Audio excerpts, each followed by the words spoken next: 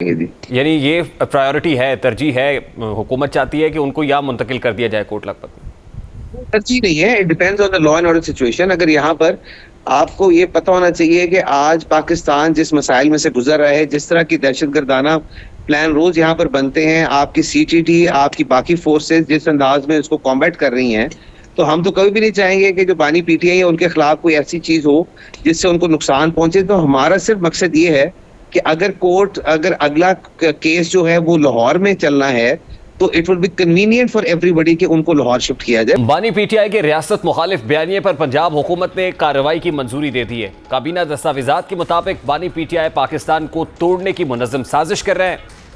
सियासी मकासद के लिए बानी पीटीआई और वर्कर्स रियासत मुखालिफ काम कर रहे हैं। बानी पीटीआई मौजूदा सूरत हाल को मशरकी पाकिस्तान और 1971 की सियासी सूरत हाल से तशबीह दे रहे हैं। पीटीआई मुनज़्ज़म साजिश से मौजूदा सूरत हाल को 1971 का रेफरेंस दे रहे हैं और काबीना दस्तावेजात के मुताबिक बानी पीटीआई ने पार्टी रहनुमाओं को पाकिस्तान मुखालिफ बयानिए का टास्क सौंपा। बानी पीटीआई के बयानात से अवाम में मनफी प्रोपेगेंडा पैदा हुआ और काबीना दस्तावेजात के मुताबिक बानी पीटीआई के बयानात मीडिया टॉक पर कार्रवाइयाँ होंगी। कौमी इदारों, अदलिया, सीनियर अफसरान के खिलाफ झूठे बयानात पर केस बनेंगे। काबीना इजलास के मुताबिक बानी पीटीआई ने पाकिस्तान पीनल कोड के सेक्शंस की खिलाफ वर्जी की। पाकिस्तान पीनल कोड के सेक्शन 121, 121A, 123A, 153, 131 की दफात के तहत कार्रवाई की सिफारिश की गई है। अब पंजाब हुकूमत ने बानी पीटीआई के रियासत मुखालिफ बयानिए पर एक चार्जशीट तैयार की है। अब इससे पहले राजा रियाज इस बात का इंदिया दे चुके हैं कि अनकरीब बानी पीटीआई पर आर्टिकल 6 के तहत मुकदमा है। सवाल यह है कि पंजाब हुकूमत का बानी पीटीआई के खिलाफ अंदिया क्या इसी की एक कड़ी है? ऐसा बात करेंगे। इस वक्त पाकिस्तान मुस्लिम लीग नून के रहनुमा सूबाई वजीर बिलाल अकबर खान साहब ने हमें ज्वाइन किया है। अस्सलाम वालेकुम बिलाल अकबर साहब, बहुत बहुत शुक्रिया आपके वक्त के लिए। ये बताइएगा कि एक मुंतखब जमहूरी हुकूमत जिस तरह के फैसले कर रही है, क्या ये बहुत ज़्यादा काउंटर प्रोडक्टिव साबित नहीं होंगे और क्या आने वाले दिनों में कोई गद्दारी का मुकदमा आर्टिकल 6 लगाने का इरादा है बानी पीटीआई पर?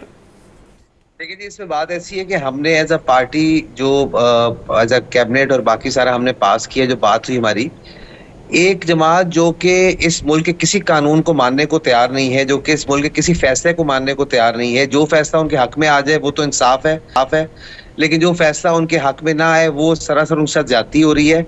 और ये आज की बात नहीं, ये 13 साल हो गए हैं, 2011 से लेके 2024 शुरू हो गया है, एक ही बात चल रही आ रही है। और अभी जो 9 मई के वाकयात हुए, जो जिस तरह इन्होंने मुल्क की तंसीबात के ऊपर हमले किए, जिस तरह की दहशतगर्दाना इन्होंने हरकतें की, तो उसके बाद अच्छा पार्टी इलेक्शन ये नहीं कराते, जब पार्टी इलेक्शन ना कराएं उसके बाद इनका निशान चला जाए तो वो विक्टिमाइजेशन है।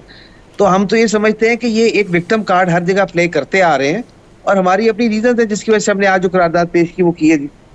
बिलाल अकबर साहब, इसके लिए अप्रोप्रिएट फॉरम्स मौजूद है। अगर कोई पार्टी इलेक्शन नहीं कराती तो obviously election commission of Pakistan की जुरिस्डिक्शन है, वो फैसला देती है। बल्ले का इंतखाबी निशान छीने जाना ये सुप्रीम कोर्ट ऑफ पाकिस्तान का फैसला था और जाहिर है अगर 9 मई हुआ या दीगर मामलात हैं तो वो भी कोर्ट ऑफ लॉ के अंदर मौजूद हैं। इसके लिए फॉरम्स मौजूद हैं, अदालती फॉरम्स हैं। इसके लिए हुकूमत अगर, और एक ख़ास तौर पर जो इलेक्टेड गवर्नमेंट है, जमहूरी हुकूमत है, वो इस तरह का इकदाम करेगी तो फिर मार्शल लॉ से या उस अंदाज की हुकूमतों से क्या एक्सपेक्ट कर सकते हैं? तो एक डेमोक्रेटिक गवर्नमेंट को, इलेक्टेड गवर्नमेंट को ये जेब देता है कि किसी पॉलिटिकल पार्टी को, रजिस्टर्ड पार्टी को जो इलेक्शन कमीशन ऑफ पाकिस्तान से रजिस्टर्ड, उसको गैर कानूनी करार दें और उसके लीडर के अगेंस्ट जो है वो इस तरह के मुकदमात कायम करें? नहीं, देखिए, मुकदमात जो उन पे चल रहे हैं वो तो हमारी हुकूमत पे आने से पहले चल रहे हैं, बानी पीटीआई के ऊपर जो चल रहे हैं। नहीं, आज आपने नए मुकदमात कायम करने की मंजूरी दी है ना सर? जी बिल्कुल ऐसे ही है। मैं वही उसी तरफ आ रहा हूँ। मैं यही बताना चाह रहा था कि जो असल में जो बात पहले चलती आ रही है वो इसी हर बात को ना उसी कॉन्ट्रडिक्शन में लेके जाने की कोशिश करते हैं। आज जो हमने बात की, अभी भी जब भी कोई बात होती है तो पाकिस्तान के आइन के खिलाफ या पाकिस्तान की हुकूमत के खिलाफ या पाकिस्तान के रूल्स के खिलाफ कोई ना कोई बयान जरूर आ जाता है। हमारा एक बड़ा सिंपल स्टांस है कि हुकूमत पाकिस्तान जो है वो एक लीगली अपॉइंटेड हुकूमत है, जो कि इलेक्शन के बाद सिलेक्ट होकर लोग आए हैं, उनकी लोगों ने उनको वोट डाल के लाए हैं। ये फॉर्म 45, 47 का शोर करते रहते हैं। ये मुल्क के अंदर इंतशार फैलाना चाह रहे हैं। आज भी लोगों को ये बताना चाह रहे हैं कि असल में हुकूमत इनकी थी। सर, ऑब्वियसली आप एक इलेक्टेड डेमोक्रेटिक गवर्नमेंट है। मैं तो ये कह रहा हूँ कि आपके लिए काउंटर प्रोडक्टिव साबित हो सकता है कल को जो आप आज कर रहे हैं। मुझे याद है जब नवाज शरीफ साहब आए थे लंदन से वापस और मीरान पाकिस्तान में जलसा किया था जहाँ पे उन्होंने फाख्ता उड़ाई थी, तो वहाँ उन्होंने कहा था कि उनके दिल में कोई इंतकाम का ज़रा बराबर भी कोई अंसर मौजूद नहीं है। मरियम नवाज शरीफ साहबा पहली तकरीर करती है प्रोविंशियल असम्बली के अंदर, वो कहती है कि इंतकाम पे बिलीव नहीं करते हैं, लेकिन आज जो कुछ आप कर रहे हैं ये वो ऑन कॉन्ट्रेरी टू दो स्टेटमेंट्स नहीं है? देखिए, मैं आप वही सवाल बार बार पूछ रहे हैं, मैं वही जवाब आपको बार बार दे रहा हूँ। बिल्कुल हमारा स्टांस आज भी ये है कि हम इंतकाम नहीं लेना चाहते। जिस तरीके से हमारे लीडरान की पकड़ धकड़ हुई, जिस तरीके से हमें जेलों में डाला गया, जिस तरीके से हमें खराब किया गया, हम वो नहीं करना चाहते।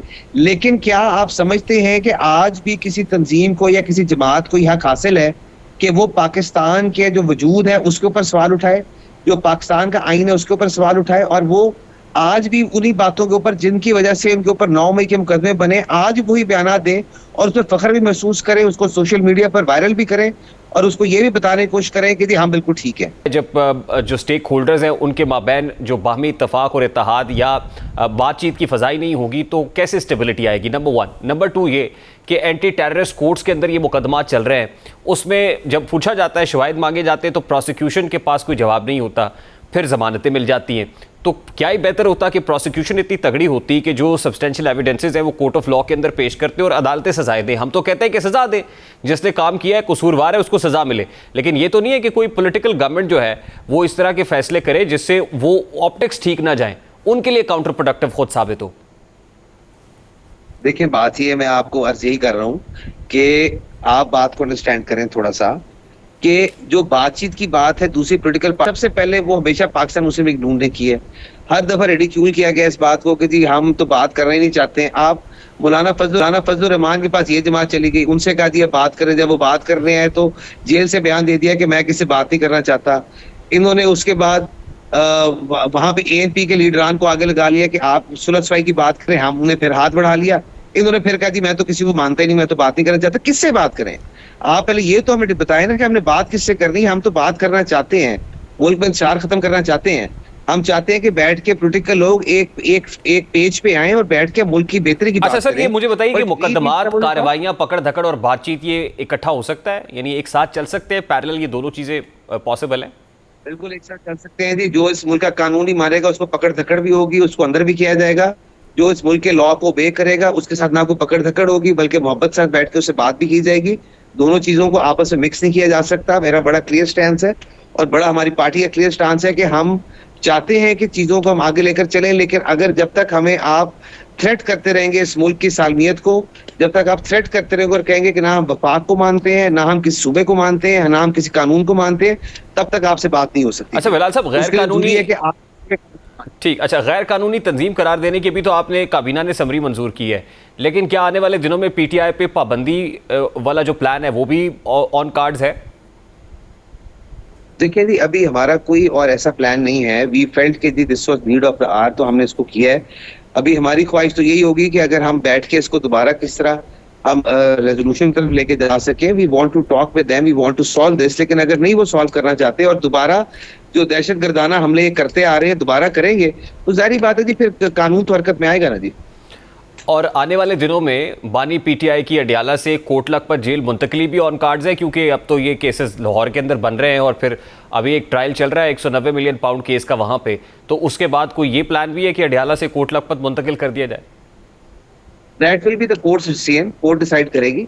वो डेफिनेटली हमारे यहाँ पे ईज ऑफ बिजनेस तो यही होगी कि उनको यहाँ पर शिफ्ट किया जाए, क्योंकि बार बार ट्रैवल करना उनकी जान को भी खतरा है और बाकी वैसे भी मुल्क के अंदर आपको पता है ऐसे हालात नहीं है कि फ्रीली ट्रैवल किया जा सके। तो हम तो ये अगर कोर्ट मुनासिब समझेगी तो डेफिनेटली उनको यहाँ शिफ्ट करेंगे जी। यानी ये प्रायोरिटी है, तरजीह है, हुकूमत चाहती है कि उनको यहाँ मुंतकिल कर दिया जाए कोटलक पर? तरजीह नहीं है, it depends on the law and order situation. अगर यहाँ पर आपको ये पता होना चाहिए कि आज पाकिस्तान जिस मसाइल में से गुजर रहा है, जिस तरह की दहशतगर्दाना प्लान रोज यहाँ पर बनते हैं, आपकी CTT, आपकी बाकी फोर्सेस जिस अंदाज में उसको कॉम्बैट कर रही हैं, तो हम तो कभी भी नहीं चाहेंगे कि जो बानी PTI है उनके खिलाफ कोई ऐसी चीज हो जिससे उनको नुकसान पहुंचे। तो हमारा सिर्फ मकसद ये है कि अगर अगला केस जो है वो लाहौर में चलना है तो it will be convenient for everybody कि उनको लाहौर शिफ्ट किया जाए। बाकी हमारा ऐसा प्लान नहीं उनको लाहौर शिफ्ट करने का।